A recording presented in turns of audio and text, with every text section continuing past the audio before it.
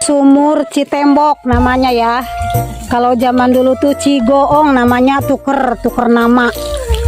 Nih. Kayak gini nih, ini sumur di kampung. Dan dulu faktanya di sini tuh sumur angker. Karena dulu sumurnya dikelilingi batu-batuan serta pepohonan yang besar-besar.